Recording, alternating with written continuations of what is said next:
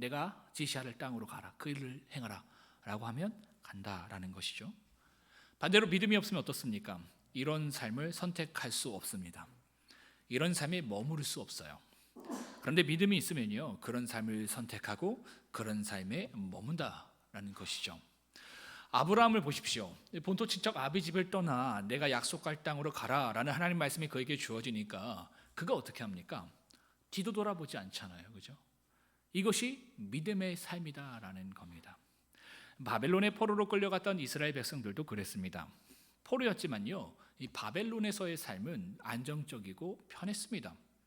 하지만 고국으로 돌아가라는 그 하나님의 말씀, 그곳에 가서 성전을 건축하라라는 하나님의 말씀이 그들에게 주어지니까 그들은요, 안정적이고 편안한 삶을 버리고 고국으로 돌아왔습니다. 그러니까 엄청난 믿음의 결단을 하나님 앞에서 보여준 거예요.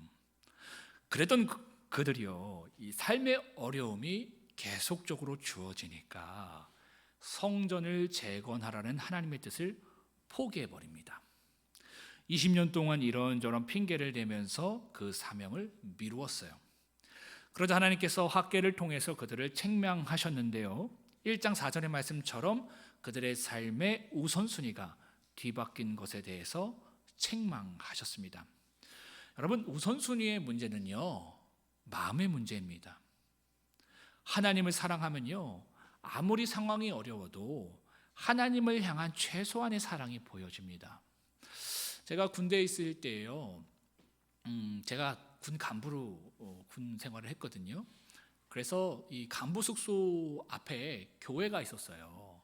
그래서 제가 새벽마다 저녁마다 가서 기도를 했습니다. 근데 문제는 제가 갔던 부대가 이기자 부대여서, 들어보셨죠? 이기자 부대. 365일 중에 200일을 나가서 훈련하는 부대였어요. 이제 밖에서 나가서 이제 훈련하면 하나님한테 기도하고 말씀 보는 게 힘들잖아요. 제가 어떻게 했냐면 이 방독면에 큐티책이랑 조그만 성경책을 넣고 늘 다녔어요.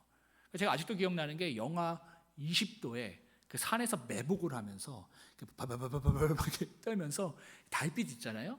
제가 달빛에 이렇게 방독면에서 큐티책을 꺼내 갖고 이 하나님 말씀을 읽으면서 이 펜이 얼었더라고요. 이렇게 녹여가면서 하나님 말씀을 이렇게 썼던 게 기억이 나요. 그게 너무 좋았어요. 그러니까 그게 시켜서 하는 게 아니에요. 그냥 하나님이 너무 좋으니까 그냥 그렇게 되는 거더라고요. 그러니까 이게 뭐 내가 해야지가 아니라 그냥, 여러분 누구 좋아해 보셨죠? 김정은 목사님 좋아해 하셨었잖아요, 그죠? 그때 우리 온 집사님 사랑해 보시고 하셨죠, 그죠? 그때 어땠어요? 막 떨리잖아요, 그죠? 제가 아직도 기억나는 게 박미영 목사랑 통화하는데, 와, 이거 새벽까지 전화가 막 계속하면서 이게 뜨끈뜨끈하니까 막 이게 될 수가 없어서 막 그랬던 것이 기억이 납니다. 지금 전화 오면 제가 바로 끊어버리는데 바쁘다. 사랑은 식은 것은 아닌데, 어쨌든 여러분, 사랑하면, 여러분 제가 뭐라 했습니까? 사랑하면 방법을 찾고요, 사랑하지 않으면 뭐를 찾는다고요? 핑계를 찾는 겁니다. 그러니까 이게 상황의 문제가 아니에요. 우선순위는 내가 어렵고 뭐 힘들고 이 문제가 아니라 마음의 문제다라는 것이죠. 여러분, 이처럼 사랑을 하면 방법을 찾고 사랑하지 않으면 핑계를 찾는데, 그런데 이스라엘 백성들에게 방법이 아니라 핑계가 보여졌던 겁니다. 그들에게서 하나님에 대한 사랑이 식어버린 거예요. 그래서 하나님께서 그들에게 무엇을 말씀하셨습니까? 1장 8절의 말씀처럼 뒷산에 나무를 가져다가 성전을 건축하라 말씀하셨습니다. 원래 여러분, 성전은요, 솔로몬의 성전처럼 이 백향목과 같은 비싸고 좋은 목재로 지어야 합니다. 원래 그렇게 지어야 해요. 그런데도 불구하고 하나님께서 지금 그들에게 뭐라 그래요? 뒷산이 있는 나무를 가져다가 성전을 지으라는 거예요. 뭡니까? 마음만 있으면 쉽게 구할 수 있으니까. 즉 뭡니까? 나에게 마음을 두라는 거예요. 그렇게 해서라도 너는 핑계대지 말고 뭐 비싼 거 우리가 지금 어려운데 그거 어떻게 하냐, 멀리 있는데 어떻게 하냐, 이게 아니라 그냥 뒷산에 있는 나무 가져다가 하라는 거예요. 그렇게 해서라도 나에 대한 마음을 두라는 겁니다. 다시금 나에 대한 사랑을 회복해 가라, 그들에게 요청하신 것이죠. 그렇게 계속해서 살지 말라는 겁니다. 왜입니까? 하나님의 사랑을 잃어버리고요, 생명 대신 하나님과 멀어져 버리면요, 그 영혼은 결국 어떻게 됩니까? 피폐해집니다. 죽기 마련이에요. 그러니까 하나님과 멀어졌을 때 좀 불편해요. 근데 멀어진 게 계속되잖아요. 어떻게 되는 줄 아십니까? 익숙해져요. 그러니까 그 상태가 사실 내가 죽어가고 있는 상태거든요. 근데 그것도 몰라요. 이제는 그냥 그렇게 살아가는 거예요. 하나님이 여러분 성전이 필요하셔서 그들에게 지금 이런 요청을 하고 계신 것이 아닙니다. 우주를 창조하신 하나님이요, 집이 필요하실까요? 아니요, 필요하지 않아요. 그들을 위해서 지금 이런 요청을 하고 계신 겁니다. 그들이 이 일을 통해서 다시금 하나님에 대한 사랑을 회복하고 어둠과 죽음의 권세를 이겨서 거룩한 빛과 영원한 생명을 소유하게 하시기 위해서 이처럼 요청하신 겁니다. 1장 10절과 11절을 보세요. 삶의 우선순위가 하나님이 아니라 세상과 자신이 되니까 그 삶이 어떻게 됩니까?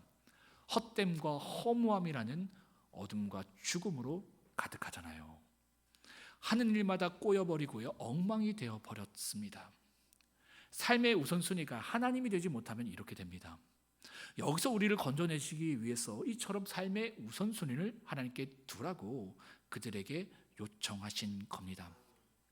이러한 하나님의 의도와는 달리 이러한 하나님의 말씀이 그들에게는 부담으로 다가오고 찔림으로 다가오고 불편함으로 다가왔을 겁니다. 그렇겠죠? 저번 시간 우리가 보았던 것처럼 그들이 하나님께 우선순위를 두지 못했던 그 상황이 어려운 상황이었잖아요. 경제적으로도 어렵고 외부의 핍박을 받고 근데 그런 가운데서 하나님께서 학계를 통해서 너 그거 다른 사람의 문제가 아니고 환경의 문제가 아니라 너의 문제야. 너 나 사랑하는 거 잃어버렸잖아. 세상의 문제 가운데 나에 대한 마음 잃어버렸잖아. 그 말씀이 들리니까 얼마나 부담스럽겠어요. 불편했을 거 아니에요. 근데 여러분 놀라운 것은요, 이스라엘 백성들은 그 불편한 하나님의 말씀을 청종했습니다. 청종해서 끝나지 않았어요. 하나님의 말씀대로 순종하여서요, 성전 건축 공사를 다시 시작했습니다. 여러분 참 멋지지 않습니까? 불편한 하나님의 말씀을 백성들에게 담대하게 전한 학계 선지자도 멋있고요, 그러한 불편한 하나님의 말씀을 듣고 순종한 이스라엘의 백성들도 멋지잖아요. 보통 어떻습니까? 불편한 하나님의 말씀을 목회자들이 전하려고 하지 않잖아요. 그죠? 그저 성도들이 듣기 좋은 말만 전하려고 합니다. 저도 여러분 그런 유혹이 있을 때가 굉장히 많아요. 왜? 그렇게 해야 인기를 얻으니까. 그렇게 해야 성도들에게 공감을 잘하고 사랑 많은 목사로 인정받고 존경받을 수 있으니까. 또한 뭡니까? 성도들도요, 불편한 하나님의 말씀을 잘 안 듣고 순종하지 않으려고 합니다. 자신에게 위로가 되고 용기가 되고 희망이 되는 말씀만 골라서 찾아다니죠. 왜입니까? 헌신과 희생이 요구되고 자신의 죄와 연약함을 직면하는 것이 너무 불편하고 힘드니까. 그래서 듣기 좋은 하나님의 말씀만 찾아다니는 겁니다. 여기는 아무 소망이 없다라는 것이죠. 바라보기는요, 우리 더범교회는 이런 교회가 안 되었으면 좋겠습니다. 목사인 제가요, 사람들에게 사랑받으려고 듣기 좋은 말만 하지 않았으면 좋겠어요. 이것을 위해서 여러분 기도해 주세요. 개척교회 목사잖아요. 한 사람이 아쉽잖아요. 대중이 뭘 원하는 줄 알아요. 제가 모르는 거 아니에요. 그렇게 또 사역을 해봤어요. 그래서 그렇게 부흥도 해봤어요. 그 순간순간 유혹이 올 수 있잖아요. 그죠? 그러니까 저를 위해서 기도해 주세요. 하나님의 말씀이라면 불편하더라도 전할 수 있는 용기가 우리 오 목사님에게 있게 하여 주시옵소서. 기도해 주시길 바라요. 또한 여러분들도요, 듣기 좋은 말만 하나님의 말씀으로 듣고 순종하려고 하지 않으셨으면 좋겠습니다. 이것만 잘해도 여러분 정말 멋진 교회가 될 것 같아요. 그죠? 여기에 하나님의 사랑, 그 주님의 사랑만 가득 부어진다면 정말 하나님께 귀인 쓰임 받는 교회가 되겠죠. 그죠? 하나님의 공의와 하나님의 사랑이 균형을 이루는 교회. 그죠? 공의만 있어도 안 돼요. 정죄와 판단이 넘쳐나거든요. 너 예배 왜 안 나왔어? 막 이렇게 할 수 있어요. 그럼 상처받아요. 사람이 떠나가도 막 신경도 안 쓰고 막 이렇게 되는 거예요. 공의만 있어도 안 돼요. 또 사랑만 있어도 안 돼요. 이게 균형을 이루어야 되거든요. 공의와 사랑. 품을 때는 확실하게 품어지고 또 말할 때는 말할 수 있는 이러한 균형 있는 교회가 우리 교회가 되기를 소망합니다. 그러면 하나님께서 귀 쓴 교회가 될 것이다 라는 것이죠. 이처럼 하나님의 말씀에 청종하고 순종한 백성들에게 하나님께서는 무엇을 약속하십니까? 1장 13절의 말씀처럼요, 내가 너희와 함께 하겠다 약속하셨습니다. 여러분, 제가 계속 강조하지만요, 제가 어쩌면 제가 목회 은퇴할 때까지 이 소리 여러분들에게 계속 할 수 있어요. 귀에 이 딱지가 붙을 정도로. 여러분 이해해 주세요. 여러분, 하나님이 나와 함께 하신다는 약속이 가장 큰 축복입니다. 아멘. 신앙하면서 여러분들이 다른 것을 얻기보다 하나님이 여러분들과 함께하는 축복이 있기를 소망해요. 하나님이 나와 함께 하심으로 말미암아 창조주 하나님이 나의 아버지로 믿어지고요, 나를 위해서 십자가에 못 박혀 죽어주신 그 주님의 사랑이 느껴지고 영원한 나라가 믿어진다면, 정말 그것이 믿어진다면, 우리 믿는다고 착각하거든요. 아니에요. 우리는 창조주 하나님, 그러니까 우주를 하나님께서 창조하셨다, 거기에 더해서 그 하나님 나의 아버지시다, 그 아버지가 나를 위해서 십자가에 죽어주셨다, 그분이 그로 말미암아 나에게 영원한 나라와 생명을 주셨다, 이거 못 믿어요. 믿으면 어떻습니까? 어떻게 됩니까? 낙심하지 않죠. 절망하지 않죠. 문제 따위 흔들리지 않죠. 창조주 하나님이 나의 아버지인데, 그분이 나에게 영원한 사랑을 주시고 생명을 주셨는데 지금의 문제 따위가 나에게 문제가 됩니까? 환난이나 적신이나 위험이나 칼이나 그 어떤 것도 하나님의 사랑을 끊을 수 없다고 바울은 고백했어요. 그 사랑을 소유할 수 있게 되는 거예요. 우리가 그 하나님을 믿는다고요? 아니요. 그 십자가의 사랑을 믿는다고? 아니요. 천국을 믿는다고요? 아니요. 우리 솔직해지자고요. 못 믿고 있는 거예요. 이게 믿어지는 은혜가 저와 여러분들에게 있기에 축복합니다. 여러분, 그러면요, 낙심할 수 없고요, 두려워할 것이 없습니다. 우리가 왜 세상에서 낙심하고 절망하고 두려워합니까? 이것이 안 믿어지니까 그런 거예요. 세상이 세서가 아니에요, 여러분. 이게 안 믿어지니까 우리가 지금 이 상태에 있는 가운데 있는 거예요. 이게 믿어져 보세요, 여러분. 창조주 하나님이 나의 아버지로 믿어지고 십자가 사랑이 믿어지고 영원한 나라 천국이 느껴지고 믿어진다면 우리는 어떤 사람으로 살아갈까요? 세상이 감당치 못하는 자로 살아가겠죠. 모든 것을 소유한 자처럼 담대하게 살아가고요, 능력 있게 살아갑니다. 왜? 창조주 하나님이 나의 아버지시니까, 감당할 수 없는 사랑과 생명이 내 영혼 가운데 부어지니까 그렇게 살 수 있다라는 겁니다. 저와 여러분이 그렇게 살아가길 주님의 이름으로 축복합니다. 이처럼 하나님의 약속을 받은 이스라엘 백성들은요, 성전 건축을 다시 시작했습니다. 그런데 한 달도 못 가서 그들은 낙심하게 됩니다. 이유는 다음과 같아요. 다 함께 2장 3절을 읽겠습니다. 2장 3절 시작. 이 성전의 이전 영광을 본 자가 누구냐? 이제 이것이 너희에게 어떻게 보이느냐? 이것이 너희 눈에 보잘것없지 아니하냐? 그들에게 왜 낙심이 찾아왔습니까? 그들이 지금 참여해서 짓고 있는 성전이요, 육신의 눈으로 보았을 때에 너무나도 보잘것없어 보이고 너무나도 초라하게 보였기 때문이에요. 그렇겠죠. 뒷산 나무로 지었는데 얼마나 초라했겠습니까? 우리도 이런 경우가 있을 때가 있죠.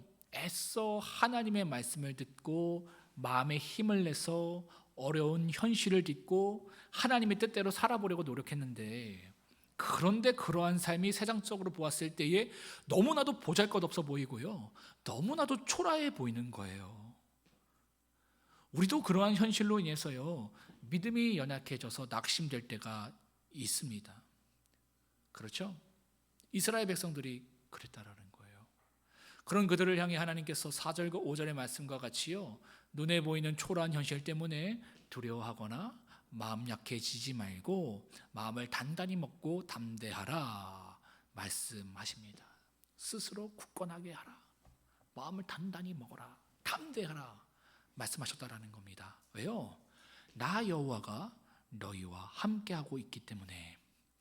당장 세상의 눈으로 보았을 때에 담담하고 암담한 현실 같아 보일지라도, 초라하고 보잘것없는 삶처럼 보일지라도, 영적인 눈으로 보았을 때에 우주를 창조한 나 하나님이, 모든 능력이 되고 모든 승리가 되는 나 여호와가 나의 백성이자 나의 자녀인 너희와 너와 함께하고 있기 때문에 절대 두려워하거나 낙심하지 말라라는 겁니다. 여러분 속지 마세요.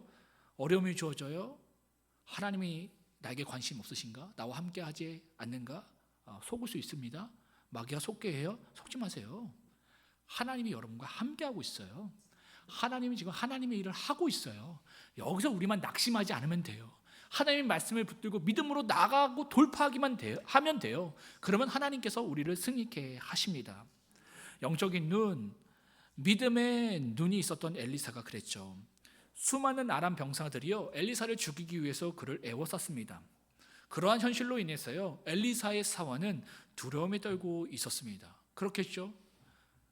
스승과 나, 그러니까 엘리사와 자기만 딱 둘이 있는데 둘을 죽이려고 수백만의 군대가 몰려와서 애워싼 거예요. 그러니까 현실의 눈으로 봤을 때는 당연히 두려워할 수밖에 없겠죠. 그런데 놀라운 것은요 엘리사는 그러한 현실 가운데 전혀 낙심하지 않았다라는 것이죠. 오히려 낙심하고 있는 자신의 사원에게 두려워하지 말라고 권면해 줬습니다.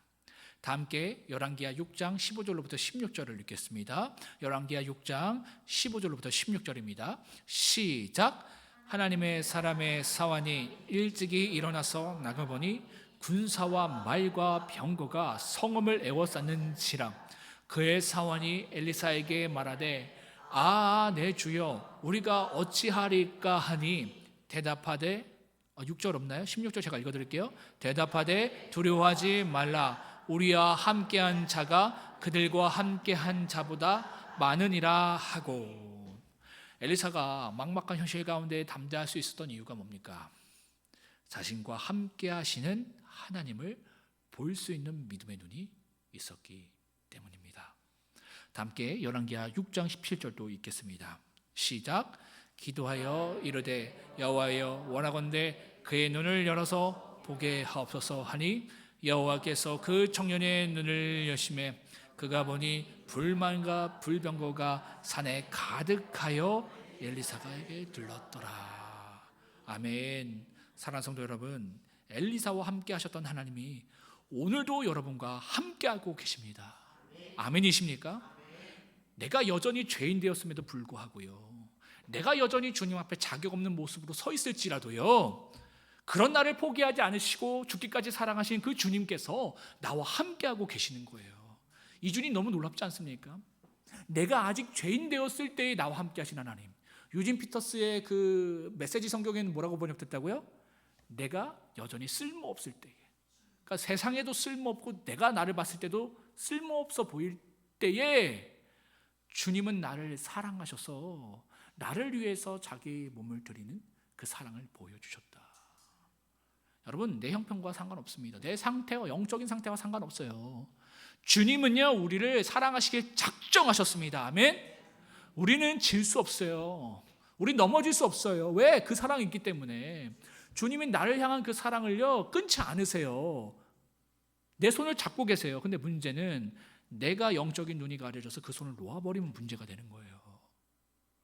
다시금 여러분 그 주님을 보시기 바랍니다. 그 주님의 손을 붙드세요. 그러면 승리할 수 있다라는 것이죠. 바랍기는 엘리사처럼 오늘도 나와 함께하고 계시는 그 주님을 볼 수 있는 그 믿음의 눈이 여러분에게도 동일하게 있으시길 바랍니다.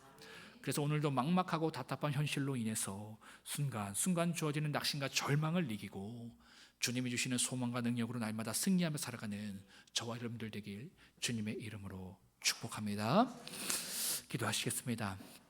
하나님, 오늘도 하나님의 뜻을 따라 결단하며 살아가는 가운데에 마주하는 현실의 답답함과 초라함으로 인해서 믿음이 흔들릴 때가 너무나도 많습니다. 주님, 하나님이 나와 함께 하심이 믿어지게 하시고 엘리사와 같이 믿음의 눈으로 그것을 보게 하여 주시옵소서.